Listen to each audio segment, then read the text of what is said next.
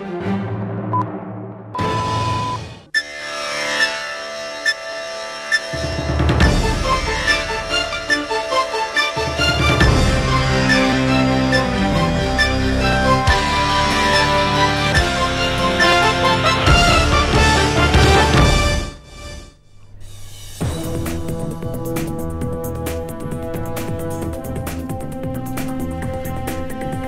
আলাইকুম প্রিয় দর্শক, চ্যানেল আই সংবাদ এখন স্টুডিও থেকে আপনাদের শুভেচ্ছা সহ স্বাগত জানাচ্ছি। আর পুরো সংবাদ জুড়েই আপনাদের সঙ্গে থাকব আমি সাইদুর রহমান। আশা করছি আপনারাও আমাদের সঙ্গে থাকবেন। এখন সবার আগে শুনুন যথারীতি ফ্রেশ আটা ময়দা সুজি সংবাদ শিরোনাম। বাংলাদেশে জাতিসংঘের মানবাধিকার অফিস স্থাপনের সমঝোতা স্মারক সই, মানবাধিকার প্রতিষ্ঠায় বাংলাদেশের অঙ্গীকারের ভিত্তিপ্রস্তর বললেন ভলকার তুর্ক। গোপালগঞ্জে সংঘর্ষের ঘটনায় মৃতের সংখ্যা বেড়ে ৫। ৩ ঘণ্টা বিরতি শেষে জেলা জুড়ে আবারও চলছে অনির্দিষ্টকালের কারফিউ।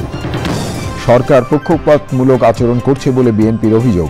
বিএনপিকে মাইনাস করে ক্ষমতায় যাওয়ার খায়েশ পূরণ হবে না মন্তব্য। জাতীয় সমাবেশ ঘিরে যানজট জনভোগান্তির জন্য আগাম ক্ষমা চাইল জামায়াত। সমাবেশ সফল করতে রাজধানীবাসীর সহযোগিতা কামনা। এবং মুজিববাদ ও ফ্যাসিবাদ শেষ না হওয়া পর্যন্ত এনসিপির লড়াই চালিয়ে যাওয়ার ঘোষণা। হামলা মামলা দিয়ে এনসিপিকে দমন করা যাবে না মন্তব্য।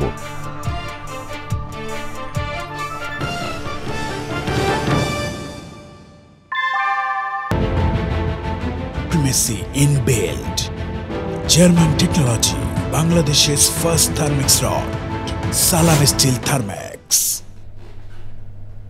ধন্যবাদ প্রিয় দর্শক আমাদের সাথে যোগ দেওয়ার জন্য। এতক্ষণ সংবাদ শিরোনাম শুনলেন, চলুন যাওয়া যাক পুরো খবরে। আর এখনকার এই সংবাদ আয়োজন একই সঙ্গে চ্যানেল আই ইউটিউব চ্যানেলে এবং চ্যানেল আই ওটিটি প্ল্যাটফর্ম আইস্ক্রিনে লাইভ স্ট্রিম হচ্ছে। বাংলাদেশে জাতিসংঘের মানবাধিকার অফিস খুলতে সমঝোতা স্মারক সই হয়েছে। ৩ বছরের জন্য এই সমঝোতায় সই করেছেন পররাষ্ট্র সচিব আসাদ আলম সিয়াম এবং জাতিসংঘের মানবাধিকার বিষয় হাই কমিশনার ভলকার তুর্ক। এই সমঝোতাকে মানবাধিকার প্রতিষ্ঠায় বাংলাদেশে অঙ্গীকারের ভিত্তিপ্রস্তর হিসেবে উল্লেখ করেন ভলকার তুর্ক। এতে তাদের তথ্য অনুসন্ধানের সুবিধা ছাড়াও বাংলাদেশে চলমান সংস্কার প্রক্রিয়া সহযোগিতা করতে পারবে বলে মনে করেন তিনি।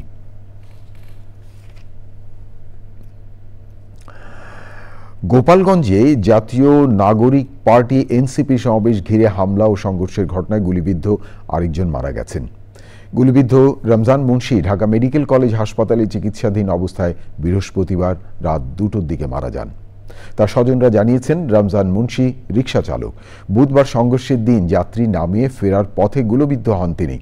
প্রথমে স্থানীয় হাসপাতালে চিকিৎসা সেবা দেওয়ার পর ওই দিনই তাকে ঢাকা মেডিকেল কলেজ হাসপাতালে পাঠানো হয়। এ নিয়ে গোপালগঞ্জের সংঘর্ষের ঘটনায় নিহতের সংখ্যা দাঁড়ালো 5 জনে। গুলিবিদ্ধ আরও 2 জন ঢাকা মেডিকেল কলেজ হাসপাতালে চিকিৎসাধীন। এদিকে গোপালগঞ্জে জারি করা অনির্দিষ্টকালের কারফিউ আজ সকাল 11টা থেকে 2টো পর্যন্ত শিথিল থাকে। এরপর আবারও কারফিউ জারি করা হয়। গোপালগঞ্জে জুলাই পদযাত্রায় কেন্দ্রীয় নেতাদের উপর হামলার প্রতিবাদে 3 দফা দাবিতে বিক্ষোভ সমাবেশ করেছে জাতীয় নাগরিক পার্টি ঢাকা মহানগর উত্তর এবং দক্ষিণ। রাজধানী জাতীয় প্রেস ক্লাবের সামনে এই বিক্ষোভ সমাবেশ করে দলটি। বিক্ষোভ সমাবেশে এনসিপির নেতারা বলেন, গোপালগঞ্জে শান্তিপূর্ণ কর্মসূচিতে হামলা চালিয়ে গণতান্ত্রিক অধিকার হরণ করা হয়েছে। এই ঘটনার ন্যায় বিচার নিশ্চিত না হলে সারা দেশে আরও বড় আন্দোলন করা হবে। এনসিপি ঢাকা মহানগর উত্তর এবং দক্ষিণের নেতাকর্মীদের পাশাপাশি কেন্দ্রীয় নেতারা সমাবেশে বক্তব্য রাখেন। সরকার বিএনপির প্রতি পক্ষপাতমূলক আচরণ করছে এমন অভিযোগ করে বিএনপি স্থায়ী কমিটির সদস্য মির্জা আব্বাস বলেছেন, বিএনপি ক্ষমতায় যাওয়ার জন্য পাগল নয়, বিএনপিকে মাইনাস করে ক্ষমতায় যাওয়ার খায়েশ পূরণ হবে না। আলাদা অনুষ্ঠানে বিএনপি স্থায়ী কমিটির আরেক সদস্য সালাউদ্দিন আহমেদ বলেছেন, একটি মহল ফ্যাসিবাদ ফিরিয়ে আনার পায়তারা করছে। রিপোর্টে আরও জানাচ্ছেন আক্তার হোসেন। জুলাই আগস্ট গণ অভ্যুত্থানে শহীদদের স্মরণে মৌন মিছিল ও দোয়া অনুষ্ঠানের আয়োজন করে ঢাকা মহানগর বিএনপি। রাজধানীর নয়াপল্টনে দলের কেন্দ্রীয় কার্যালয়ের সামনে মিছিল পূর্ববর্তী সমাবেশে মির্জা আব্বাস অভিযোগ করেন, একটি দল শহীদদের বিক্রি করে নিজেদের রাজনীতি প্রতিষ্ঠা করার চেষ্টা করছে। আপনারা ভাবছেন বিএনপি ক্ষমতা যদি না থাকে তাহলে আপনাদের ক্ষমতায় যাওয়ার পথ প্রশস্ত হয়ে গেল। আরে ভাই, বিএনপির একটা নেতা কর্মী জীবিত থাকতে কখনোই আপনাদের খায়েশ কখনো পূরণ হবে না। একটি নির্বাচন দেন, দিলে কিন্তু যেটা হবে, দেশের যে আজকে অশান্ত পরিস্থিতি, এই অশান্ত পরিস্থিতি ঠান্ডা হয়ে যাবে। আর না দিলে আমরা ভাববো দেশকে অশান্ত করার প্রক্রিয়া আপনারাই করছেন। মিরপুরের পল্লবীতে মহানগর উত্তর বিএনপির মৌন মিছিল কর্মসূচিতে প্রধান অতিথি ছিলেন স্থায়ী কমিটির সদস্য সালাউদ্দিন আহমেদ। জনগণকে সঙ্গে নিয়ে ফ্যাসিবাদ বিরোধী ঐক্য ধরে রাখার কথা বলেন তিনি। গণতন্ত্রের সৌন্দর্য হলো আমরা সর্ববিষয়ে হয়তো একমত হব না, কিন্তু আমরা জাতির স্বার্থে, জনগণের স্বার্থে, দেশের স্বার্থে, গণতন্ত্রের স্বার্থে আমরা সবাই একই রাস্তায় ঐক্যবদ্ধভাবে এগিয়ে যাব। এটাই হচ্ছে আমাদের। নেতারা বলেন, কিছু কিছু রাজনৈতিক দল পরিস্থিতি ঘোলাটে করে নির্বাচন পিছিয়ে দেওয়ার ষড়যন্ত্রে লিপ্ত। Akhtar Hossain, channel i, Dhaka. বাংলাদেশ জামায়াতে ইসলামীর জাতীয় সমাবেশের প্রস্তুতি শেষ পর্যায়ে। জামায়াত নেতাদের প্রত্যাশা, সারা দেশে 10 লাখ নেতাকর্মী সমাগম ঘটবে শনিবারের সমাবেশে। ইতিহাসের সবচেয়ে বড় জামায়াতের মধ্য দিয়ে প্রথমবার সরওয়ার্দী উদ্যানে সমাবেশ করছে জামায়াতে ইসলামী। রিপোর্টে আরও জানাচ্ছেন তাফিমুল ইসলাম। চলছে মঞ্চ নির্মাণের কাজ। প্রথমবারের মতো কোনো বড় সমাবেশের প্রস্তুতি নিয়েছে বাংলাদেশ জামায়াতে ইসলামী। শনিবার ঐতিহাসিক সোহরাওয়ার্দী উদ্যানে ইতিহাসের সবচেয়ে বড় জমায়েতের মাধ্যমে নিজেদের শক্তিমাত্রা প্রদর্শনের পাশাপাশি নতুন জোটের ঘোষণাও আসতে পারে বলে জানিয়েছে জামাত। জাতীয় সমাবেশের প্রস্তুতি দেখতে সোহরাওয়ার্দী উদ্যানে আসেন জামায়াতে ইসলামীর সেক্রেটারি জেনারেল সহ কেন্দ্রীয় নেতারা। জাতীয় সমাবেশের মাধ্যমে সরকার লেভেল প্লেইং ফিল্ড নিশ্চিত সহ 7 দফা দাবি মেনে নেওয়ার ব্যাপারে আশাবাদী নেতারা। স্থলপথ, নৌপথ এবং সড়কপথ, সমস্ত রেলপথ, সব দিক থেকে আমাদের লোকেরা কিন্তু সকাল থেকে রাতেই ঢাকায় প্রবেশ শুরু করবে ইনশাআল্লাহ। আমাদের যে 7 দফা এবং আরো দফা জনগণের বাড়ছে, এই সমাবেশ যত এগিয়ে আসছে গণ দাবি তত বৃদ্ধি পাচ্ছে। সবই জাতীয় নেতৃবৃন্দ আগামীকাল এই সমাবেশ থেকে ইনশাআল্লাহ উচ্চকিত করবেন। জাতীয় সমাবেশ সফল করার লক্ষ্যে রাজধানীবাসীর কাছে সহযোগিতা চান এবং সাময়িক অসুবিধার জন্য দুঃখ প্রকাশ করেন দলটির সেক্রেটারি।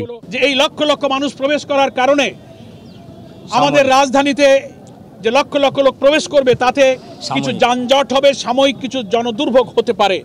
এই জন্য আমরা রাজধানী ঢাকাবাসীর কাছে এবং দেশবাসীর বিভিন্ন সড়কে, রেলপথে যেসব যানজট এবং কিছুটা কষ্ট হবে, আমাদের সম্মানিত আমিরে জামাতের পক্ষ থেকে আমি রাজধানীবাসী এবং দেশবাসীর কাছে অগ্রিম ক্ষমা প্রার্থনা করছি। সমাবেশে অংশ নেওয়ার জন্য ইতিমধ্যে লক্ষাধিক নেতাকর্মী রওনা দিয়েছেন। এছাড়া 4টি ট্রেন, কয়েক হাজার বাস সহ লঞ্চের ব্যবস্থা করেছে জামায়াতে ইসলামী।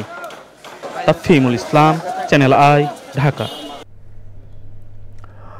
বাংলাদেশের দক্ষতার প্রশংসা করেছেন স্পেস এক্সের ভাইস প্রেসিডেন্ট লরেন ড্রেয়ার। দেশে স্টারলিংকের কার্যকর উৎক্ষেপণে সহায়তার জন্য বাংলাদেশের সরকারি কর্মকর্তাদের সমন্বিত প্রচেষ্টার জন্য ধন্যবাদ জানান। রাষ্ট্রীয় অতিথি ভবন যমুনায় প্রধান উপদেষ্টা অধ্যাপক ডক্টর মোহাম্মদ ইউনুসের সাথে সাক্ষাতের সময় তিনি এই কথা বলেন। লরেন ড্রেয়ার বলেন, 150টি দেশ ও অঞ্চলে কাজ করে স্পেস এক্স। বাংলাদেশের মতো এত দক্ষতা এবং সিদ্ধান্ত গ্রহণের ক্ষমতা আগে কখনো দেখেনি কোথাও। প্রধান উপদেষ্টা বাংলাদেশ সফরের জন্য ভাইস প্রেসিডেন্টকে ধন্যবাদ জানিয়ে বলেন, বর্ষাকাল বাংলাদেশের জন্য একটি সুন্দর সময়, তবে এখানে জলাবদ্ধতা হয়। একই সঙ্গে বন্যার চ্যালেঞ্জের মুখোমুখি হতে হয়। এ কারণে সংযোগ বজায় রাখার জন্য নির্ভরযোগ্য প্রযুক্তির প্রয়োজন। প্রধান উপদেষ্টা বলেন, পার্বত্য অঞ্চলের প্রত্যন্ত এলাকায় যোগাযোগ ব্যবস্থা উন্নত করাও জরুরি। এই অঞ্চলগুলোতে উপযুক্ত স্কুল, শিক্ষক ও চিকিৎসকের অভাব রয়েছে। 100টি স্কুলে অনলাইন শিক্ষা চালুর লক্ষ্য নির্ধারণ করা হয়েছে, যাতে বিচ্ছিন্ন এলাকার শিক্ষার্থীরা উপকৃত হবে। স্পেস এক্সের global engagement consultant Richard Griffiths, জাতীয় নিরাপত্তা উপদেষ্টা ডক্টর খলিলুর রহমান এবং অন্যরা সে সময় ছিলেন। পাকিস্তানের বিপক্ষে হোম সিরিজের জন্য প্রস্তুতি শুরু করার কথা থাকলেও বিশ্রাম দেওয়া হয়েছে বাংলাদেশ ক্রিকেট দলকে। তবে সন্ধ্যায় অনুশীলন করেছে সফরকারী পাকিস্তান দল। শনিবার সন্ধ্যায় হোম অফ ক্রিকেটে অনুশীলন করবে টাইগাররা। পুরো দলের ছুটি থাকলেও মিরপুর একাকী অনুশীলন করেছেন top order batsman Naim Sheikh. প্রায় ঘন্টা দুয়েক নিজেদের ব্যাটিং নিয়ে একাডেমি গ্রাউন্ডে কাজ করেছেন এই ওপেনার। গণমাধ্যমকে নাইম জানিয়েছেন, দলের প্রয়োজনে শুধু ওপেনিং নয়, যে কোনো পজিশনেই খেলতে প্রস্তুত তিনি। রোববার শুরু হবে পাকিস্তানের বিপক্ষে বাংলাদেশে 3 ম্যাচে টি-20 সিরিজ। আমরা বোলিংটা যেভাবে পাকিস্তানে বোলিংটা করছি, পাকিস্তানের এগেনস্টে, শ্রীলঙ্কার এগেনস্টে দেখেন জিনিসটা কিন্তু টোটালি ডিফারেন্ট। তো এখন আমাদের বলাররাও কিন্তু ভালো মোমেন্টামে আছে। অ্যাজ এ টিমমেট হিসেবে যেটা সামনাসামনি দেখলাম যে আমাদের বলাররা এখন মেন্টালি খুব ভালো অবস্থায় আছে। তো ইনশাল্লাহ এটা ক্যারি করলে ডেফিনেটলি আমরা হোম অ্যাডভান্টেজ নিতে পারবো। মুজিববাদ ও ফ্যাসিবাদ শেষ না হওয়া পর্যন্ত এনসিপির লড়াই চলবে বলে ঘোষণা দিয়েছেন জাতীয় নাগরিক পার্টির আহ্বায়ক নাহিদ ইসলাম। মুন্সিগঞ্জে পথসভায় তিনি বলেন, হামলা মামলা দিয়ে এনসিপিকে দমন করা যাবে না। দেশ নির্মাণে সামনে আরেকটি লড়াই আসছে, সেই লড়াইয়ের জন্য নেতাকর্মীদের প্রস্তুতি নেয়ার আহ্বান জানান এনসিপির আহ্বায়ক। প্রিয় দর্শক, নারায়ণগঞ্জ এবং মুন্সিগঞ্জ প্রতিনিধিদের পাঠানো তথ্য ও ভিডিও চিত্র নিয়ে দেখুন তাফহিমুল ইসলামের রিপোর্টটি। দেশ গড়তে জুলাই পদযাত্রায় রংপুর, রাজশাহী, খুলনা, বরিশাল বিভাগের সব জেলা শেষে জাতীয় নাগরিক পার্টির পদযাত্রা মুন্সিগঞ্জ ও নারায়ণগঞ্জে। হাজার হাজার নেতাকর্মীদের নিয়ে নারায়ণগঞ্জে পদযাত্রা করে জাতীয় নাগরিক পার্টি।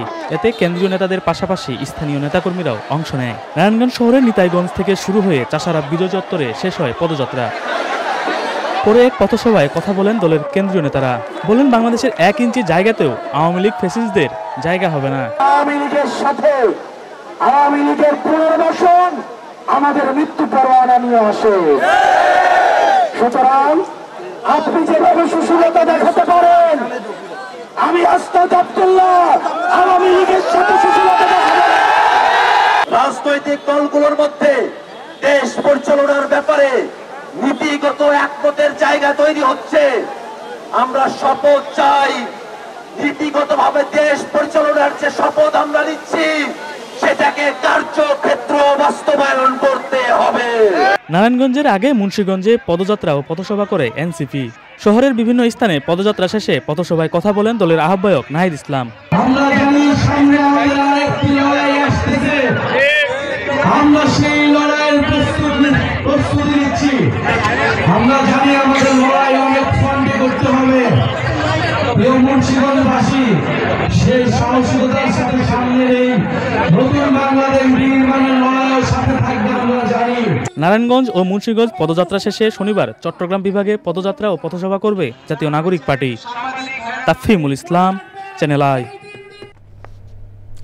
আমার হাতে আরো খবর আছে প্রিয় দর্শক, দেখতে থাকুন চ্যানেল আই সংবাদ। এবারে বিরতি, আর বিরতির পর যা দেখতে পাবেন। বিরতির পর ফিরে এলাম আমি সাইদুর রহমান। ধন্যবাদ প্রিয় দর্শক আবারও চ্যানেল আই সংবাদে যোগ দেওয়ার জন্য। এবারে আমিন জুয়েলার্স আন্তর্জাতিক সংবাদ।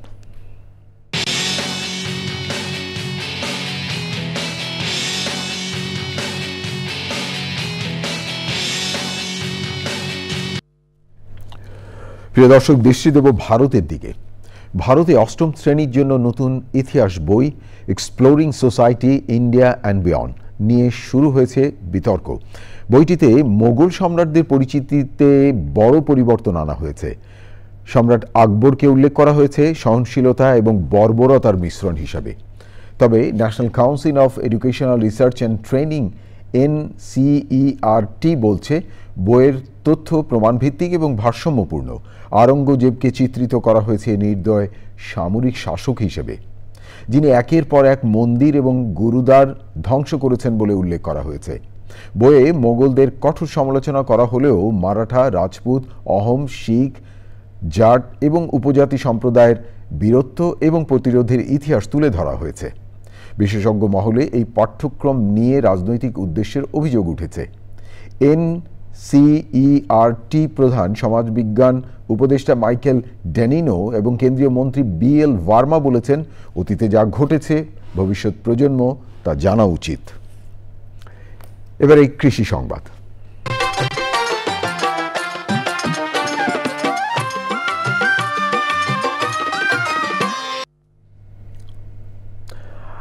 মেহেরপুরে এবার মেহেরচণ্ডীমুখী আমন কচুনি বিপাকে পড়েছেন চাষিরা।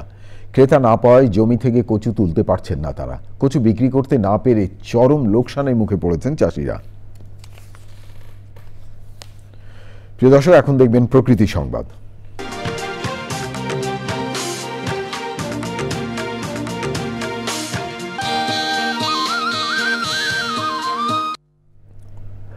মিরপুর পাখির হাটে অভিযান চালিয়ে 61টি পাখি এবং 2টি কচ্ছপ উদ্ধার করেছে বন অধিদপ্তর।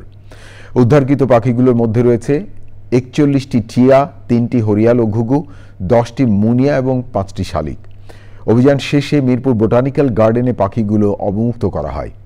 বন অধিদপ্তরের প্রধান বন সংরক্ষক মোহাম্মদ আমির হোসেন চৌধুরী জানান, পাখি এবং অন্যান্য বন্যপ্রাণী বিক্রি এবং খাঁচাবন্দি রাখা আইনত দণ্ডনীয় অপরাধ।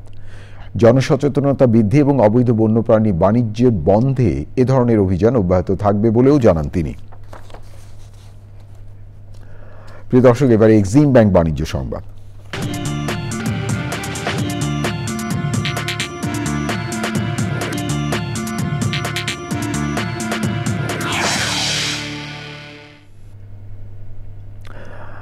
প্রায় 3 মাসের পরীক্ষামূলক যাত্রার পর আনুষ্ঠানিকভাবে বাংলাদেশে চালু হলো যুক্তরাষ্ট্রভিত্তিক স্টারলিংকের ইন্টারনেট সেবা।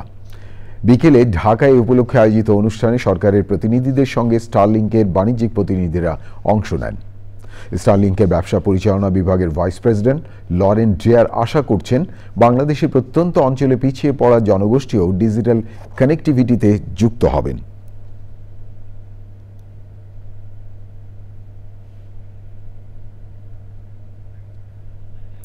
প্রিয় দর্শক, থাকুন চ্যানেলের সঙ্গে, ফিরছি একটু পরে আরো খবর নিয়ে। আবারও বিরতি, আর বিরতির পর যা দেখতে পাবেন, হামজা সামিদকে ছাড়াই নেপালের সঙ্গে 2টি আন্তর্জাতিক প্রীতি ম্যাচ খেলবে বাংলাদেশ। কাঠমান্ডু সফরের সূচি চূড়ান্ত, বাফুফের।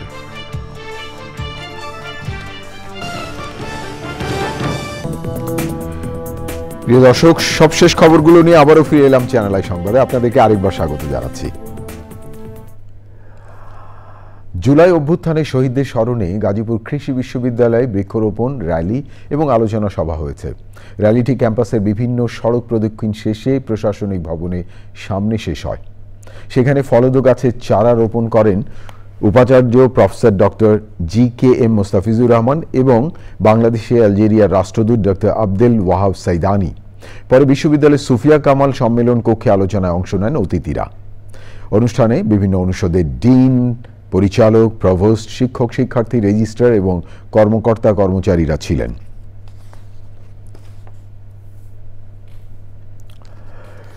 নিষেধাজ্ঞা অমান্য করে সুন্দরবনে অনুপ্রবেশকারী 7 জেলেকে আটক করা হয়েছে। কোস্টগার্ড এবং বন বিভাগের অভিযানে পূর্ব সুন্দরবনে চাঁদপাই রেঞ্জের জয়মনির পশুর নদী থেকে অবৈধভাবে ধরা 5 মন কাঁকড়া এবং একটি নৌকা জব্দ করা হয়। এছাড়া দুবলার কবরখালী বনাঞ্চলের খাল থেকে নৌকাসহ আরও 5 কেজি কাঁকড়া জব্দ করে বনরক্ষীরা। প্রজনন মৌসুমে অবৈধভাবে কাঁকড়া আহরণকারী জেলেদের বিরুদ্ধে বন আইনে মামলা দায়ের সহ আদালতের মাধ্যমে কারাগারে পাঠানো হয়েছে। এবারে খেলার খবর।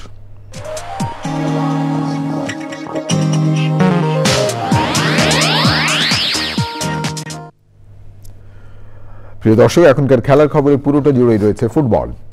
শেষ পর্যন্ত নেপালের সঙ্গে সেপ্টেম্বরে ফিফা উইন্ডোতে 2টি আন্তর্জাতিক প্রীতি ম্যাচ খেলবে বাংলাদেশ ফুটবল দল।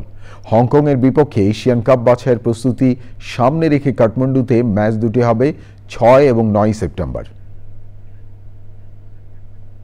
প্রিয় দর্শক, এই ছিল আপনাদের জন্য আমাদের সকল আয়োজন। তবে যাবার আগে ফ্রেশ আটা, ময়দা, সুজি সংবাদ শিরোনাম আরও একবার। বাংলাদেশে জাতিসংঘের মানবাধিকার অফিসে স্থাপনে সমঝোতা স্মারক সই।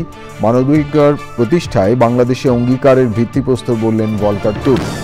গোপালগঞ্জে সংঘর্ষের ঘটনায় মৃতের সংখ্যা বেড়ে 5। 3 ঘন্টা বিরতির শেষে জেলা জুড়ে আবারও চলছে অনির্দিষ্টকালের কারফিউ। সরকার পক্ষপাতমূলক আচরণ করছে বলে বিএনপির অভিযোগ। বিএনপিকে মাইনাস করে ক্ষমতায় যাওয়ার খায়েশ পূরণ হবে না, মন্তব্য। জাতীয় সমাবেশ ঘিরে যানজট, জনভোগান্তির জন্য আগাম ক্ষমা চাইল জামায়াত। সমাবেশ সফল করতে রাজধানীবাসীর সহযোগিতা কামনা। এবং মুজিববাদ ও ফ্যাসিবাদ শেষ না হওয়া পর্যন্ত এনসিপির লড়াই চালিয়ে যাওয়ার ঘোষণা। হামলা মামলা দিয়ে এনসিপিকে দমন করা যাবে না মন্তব্য।